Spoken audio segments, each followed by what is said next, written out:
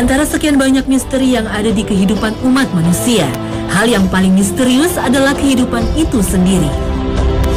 Berbagai kemajuan di bidang ilmu pengetahuan dan teknologi yang telah dicapai manusia belum sepenuhnya mampu menyikap tabir kehidupan. Memberi kehidupan dan menghilangkan kehidupan adalah hak Allah Subhanahu wa Ta'ala yang tidak bisa diintervensi siapapun, termasuk malaikat dan para nabi dan rasul sekalipun. Namun ada kalanya untuk memberi bukti bagi umat manusia, Allah menampakkan kemampuan tersebut kepada sebagian para nabinya, seperti Nabi Isa alaihi salam. Selain kehidupan, pengendalian cuaca dan benda langit juga mutlak menjadi kehendak Allah yang maha perkasa. Angin, hujan, panas dan pergerakan benda-benda langit ada di tangan Allah. Namun sekali lagi, demi menunjukkan kebenaran risalah yang dibawa oleh para rasulnya, Allah tampakkan kejadian-kejadian luar biasa yang di luar nalar manusia. Pengendalian angin oleh Nabi Sulaiman alaihissalam dan peristiwa terbelahnya bulan oleh Nabi Muhammad SAW adalah sebagian kecil dari sekian banyak tanda-tanda kekuasaan Allah yang ditampakkan lewat Nabi dan Rasulnya. Hasanah episode pagi ini akan berkisah tentang keajaiban mukjizat para nabi yang berkaitan dengan kehidupan alam dan cuaca. Selamat mengikuti.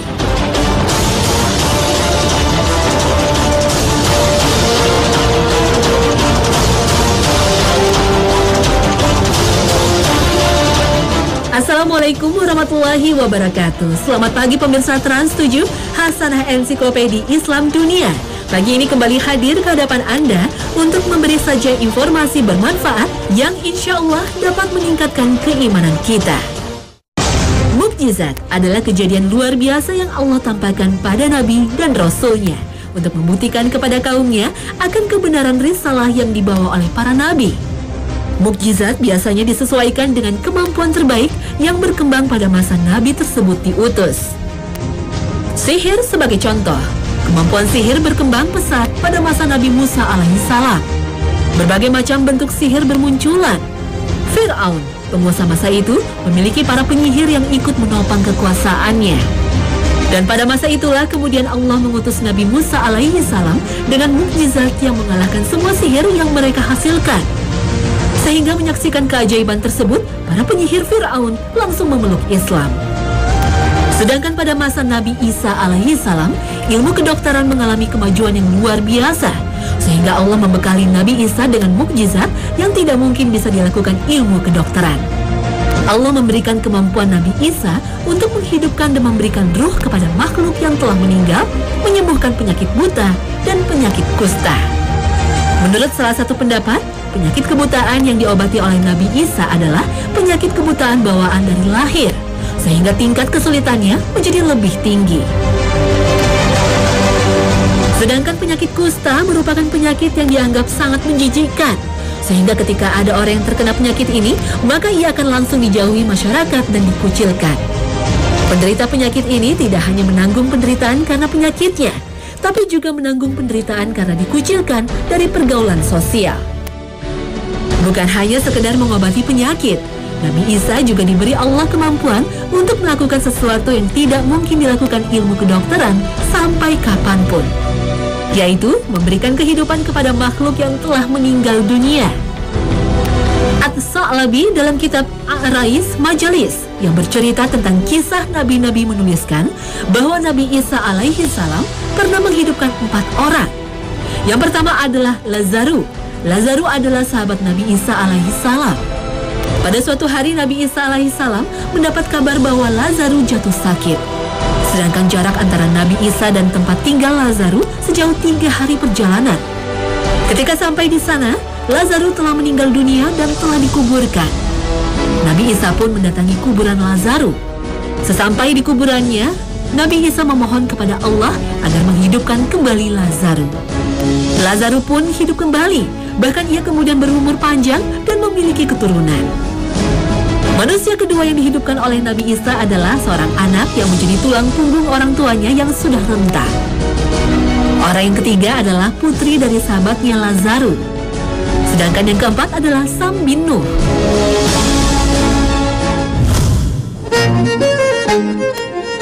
Tidak hanya kepada manusia, Nabi Isa juga dibekali mukjizat yang mampu memberikan kehidupan kepada burung yang terbuat dari tanah liat. Kejadiannya berawal ketika kaumnya berdebat tentang adanya ruh dan kebangkitan. Mereka kemudian meminta Nabi Isa untuk menghidupkan orang yang sudah lama mati. Nabi Isa menyanggupinya untuk meyakinkan mereka yang terlampau mengagung-agungkan logika dan kehebatan akal. Nabi Isa bermunajat kepada Allah dan dengan izin Allah, mayat di dalam kuburan yang telah lama meninggal tersebut hidup kembali. Jasad dan anggota tubuhnya tetap utuh dan masih lengkap sama seperti dulu ketika ia hidup. Ia bisa berbicara dengan orang-orang yang hadir, terutama dengan Nabi Isa. Tidak cukup sampai di situ, mereka juga minta ditunjukkan keajaiban yang lain. Nabi Isa kembali berdoa kepada Allah Subhanahu wa Ta'ala. Selang beberapa menit, ia mengambil tanah liat yang ada di sekitarnya. Tanah itu dibuat seperti burung, lalu ditiup, dan jadilah burung yang bebas terbang ke sana kemari. Beberapa mukjizat Nabi Isa alaihi salam tersebut Allah ceritakan dalam firman-Nya. Ingatlah ketika Allah mengatakan, "Hai Isa putra Maryam, ingatlah nikmatku kepadamu dan kepada ibumu di waktu aku menguatkan kamu dengan Ruhul Kudus. Kamu dapat berbicara dengan manusia di waktu masih dalam buayan dan sesudah dewasa. Dan ingatlah di waktu aku mengajar kamu menulis hikmah, Taurat dan Injil, dan ingatlah pula di waktu kamu membentuk dari tanah suatu bentuk yang berupa burung dengan izinku. Kemudian kamu meniup kepadanya, lalu bentuk itu menjadi burung yang sebenarnya dengan seizinku. Dan ingatlah di waktu kamu menyembuhkan orang yang buta dan orang yang berpenyakit kusta dengan seizinku. Dan ingatlah di waktu kamu mengeluarkan orang mati dari kubur menjadi hidup dengan seizinku. Dan ingatlah di waktu aku menghalangi Bani Israel dari keinginan mereka membunuh kamu, dikala kamu mengemukakan kepada mereka keterangan-keterangan yang nyata. Lalu orang-orang kafir di antara mereka berkata, ini tidak lain melainkan sihir yang nyata." Al-Quran Surah Al-Ma'idah.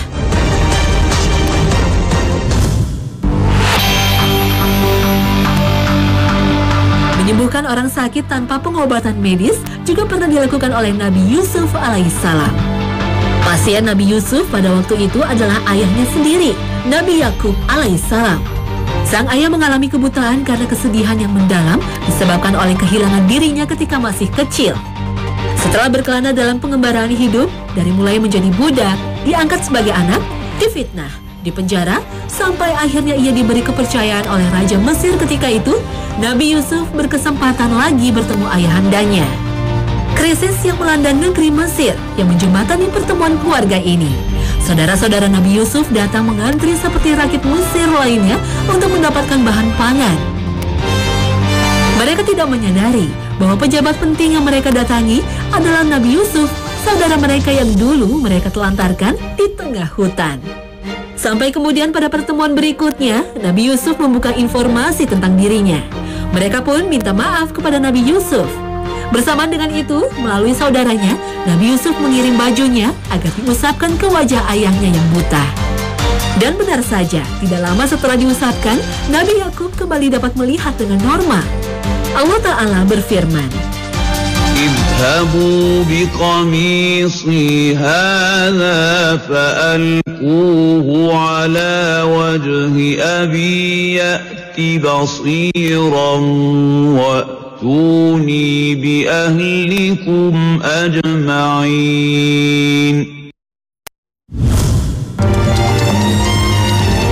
Mukjizat menyembuhkan penyakit juga pernah dilakukan oleh Rasulullah Shallallahu Alaihi Wasallam. Salah satu kejadian tersebut berlangsung pada perang Khaybar. Benteng Khaybar merupakan salah satu benteng kuat yang ditinggali oleh Yahudi. Benteng ini telah dikepung berhari-hari, namun belum berhasil juga ditaklukkan. Hingga pada sebuah kesempatan, Rasulullah pun bersabda, "Besok panji kepemimpinan pasukan akan kuberikan pada seseorang yang mencintai Allah dan Rasul-Nya, dan ia pun dicintai oleh Allah dan Rasul-Nya."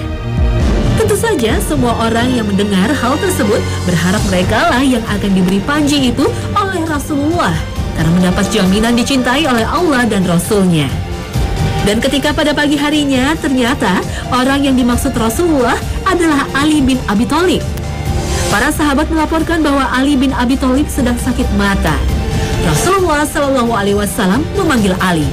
Beliau mengusap mata Ali bin Abi Thalib dengan telapak tangannya. Seketika itu juga, mata Ali yang sakit itu menjadi sembuh seolah-olah tak pernah sakit mata. Dan benar saja, melalui kepemimpinan Ali bin Abi Thalib, benteng Yahudi yang terkenal kuat tersebut berhasil ditaklukkan. Sebuah mukjizat lain juga terjadi pada diri Rasulullah SAW ketika masih kecil. Berdasarkan riwayat yang menceritakan masa kecil Rasulullah, dapat kita ketahui bahwa beliau pernah hidup dalam asuhan Halimah As-Sa'diyah yang menjadi ibu susuannya. Selama beberapa tahun, beliau hidup dan bergaul akrab dengan anak-anak kandung Halimah, layaknya saudara beliau sendiri. Pada waktu itu, Rasulullah mengalami sebuah peristiwa langka yang hanya terjadi pada beliau seorang, yaitu operasi bedah yang dilakukan oleh malaikat. Ketika itu Allah Subhanahu wa Ta'ala memerintahkan malaikat untuk membawa baskom dan kendi emas yang dipenuhi oleh air dari telaga Kausar, yang mana air dan baskom tersebut nantinya akan digunakan untuk mencuci hati Nabi Muhammad SAW. Lalu malaikat yang memenuhi perintah Allah turun ke bumi. Kemudian malaikat menghampiri Muhammad yang sedang bermain dengan kawan-kawan sebayanya. Malaikat pun membawanya ke sebuah tempat. Beliau dibawa ke sebuah tanah lapang yang di situ terdapat sebuah pohon rindang. Di bawah pohon tersebut, beliau dibaringkan oleh malaikat. Lalu mulailah proses operasi terhadap diri Rasulullah SAW. Mula-mula Jibril membuka baju beliau, kemudian membelah dadanya. Setelah itu dikeluarkanlah hati beliau dan dicuci dengan air surga tersebut. Kemudian Jibril membuang bagian hati Nabi Muhammad SAW berupa lapisan tipis tempat bisikan setan pada manusia umumnya berada. Setelah operasi itu selesai, Jibril berkata, "Ini adalah hati yang telah disucikan oleh Allah dari kecacatan-kecacatan." Kemudian Jibril pun pergi dan meninggalkan beliau seorang diri di tempat tersebut. Berdasarkan beberapa riwayat yang sahih, kejadian operasi pembedahan Nabi Muhammad SAW ini tidak hanya sekali. Tercatat ada 2 lagi kejadian serupa. Kejadian kedua berlangsung ketika Nabi Muhammad diangkat menjadi nabi. Dan kejadian ketiga ketika Isra Mi'raj sebelum beliau dinaikkan ke langit ke-7. Wallahu a'lam. Masih ada mukjizat lainnya dari para nabi seperti mukjizat angin dan membelah bulan.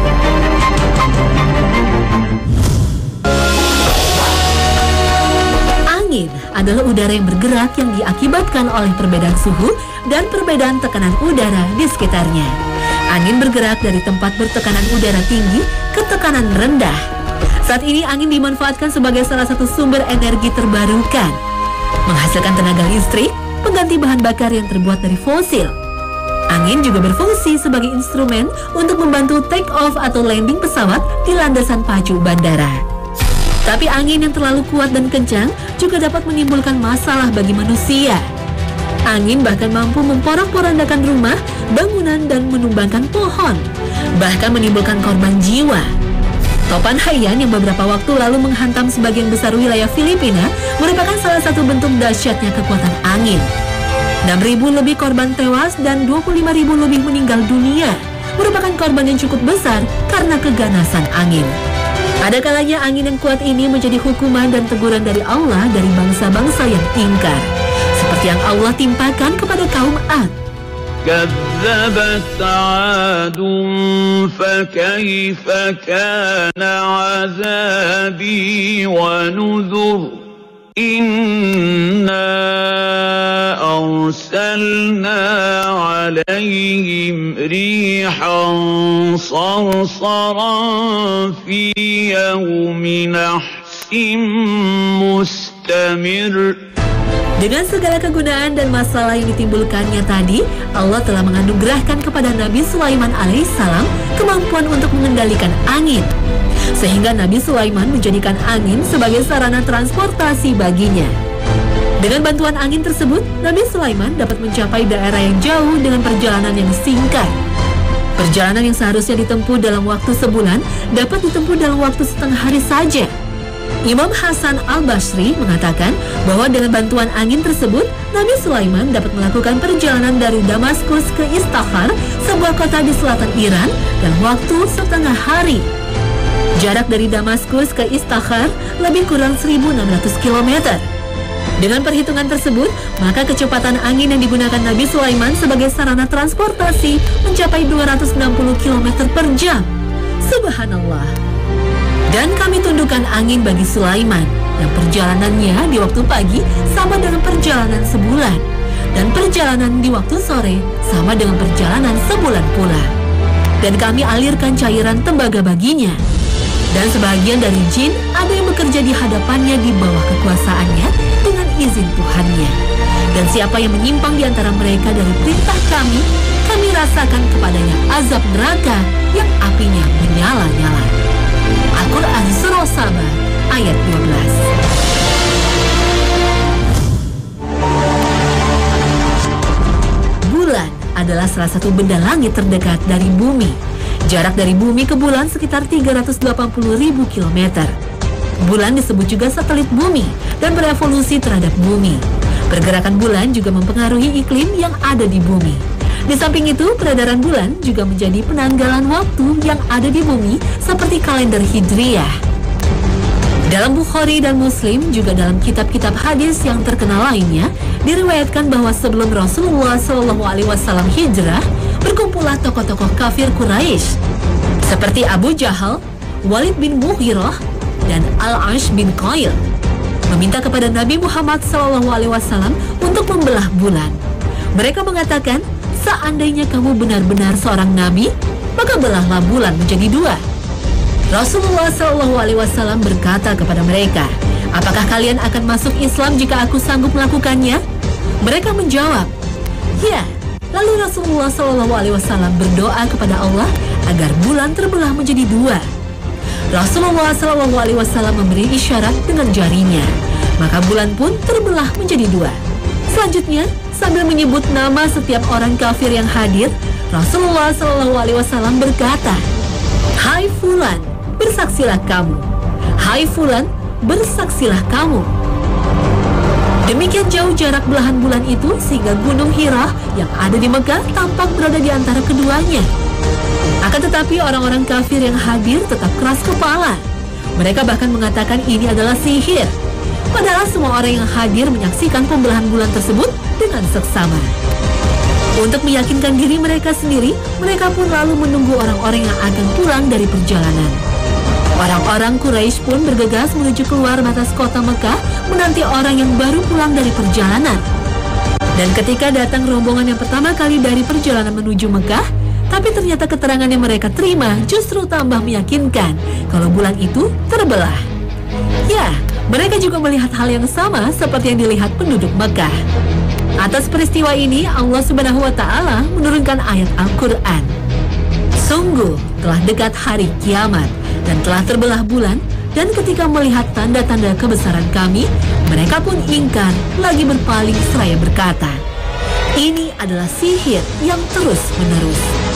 Al-Quran Surah Al-Qamar ayat 1 dan 2. Semenjak dirilisnya foto Rima Ariadeus di media internet oleh Badan Antariksa Amerika, klaim akan bukti bulan terbelah seperti yang dikatakan dalam hadis Rasulullah SAW kian bermunculan. Foto yang dirilis ke publik pada 29 Oktober 2002 itu merupakan sebuah foto permukaan bulan yang diambil pada masa eksplorasi bulan di tahun 1969 ketika program luar angkasa Apollo 10 masih berlangsung.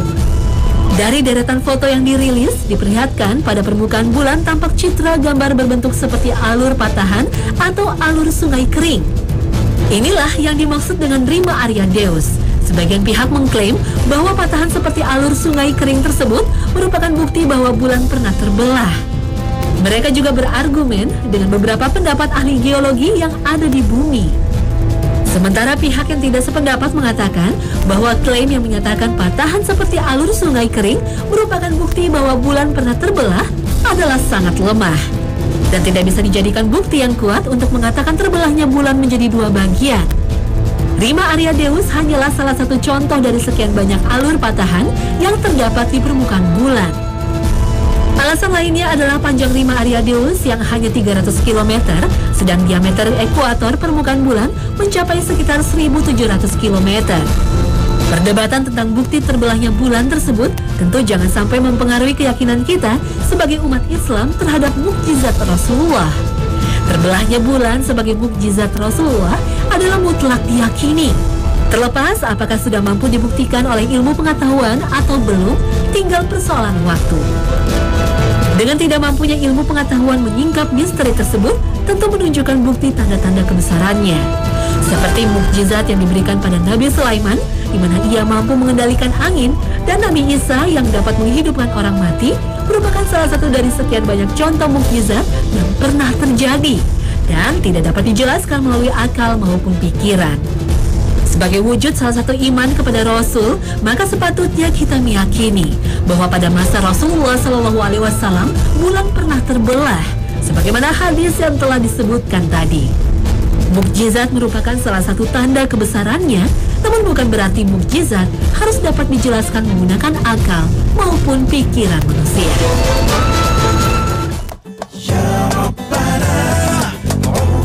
Pemirsa Hasanah, setiap kisah yang Allah ceritakan dalam Al-Quran atau yang disampaikan Rasulullah melalui hadisnya sudah pasti bukan sekedar untuk dibaca dan diceritakan, tapi agar kita mau belajar dan mengambil pelajaran dari kisah tersebut.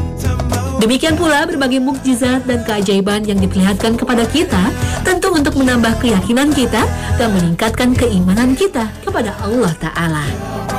Pemirsa Hasanah, semoga tayangan tentang mukjizat dan keajaiban tadi dapat menambah keyakinan kita akan kebesaran Allah dan kebenaran risalah Islam yang dibawa oleh para Rasul. Amin ya Rabbal Alamin. Terima kasih atas perhatian Anda dan wassalamualaikum warahmatullahi wabarakatuh.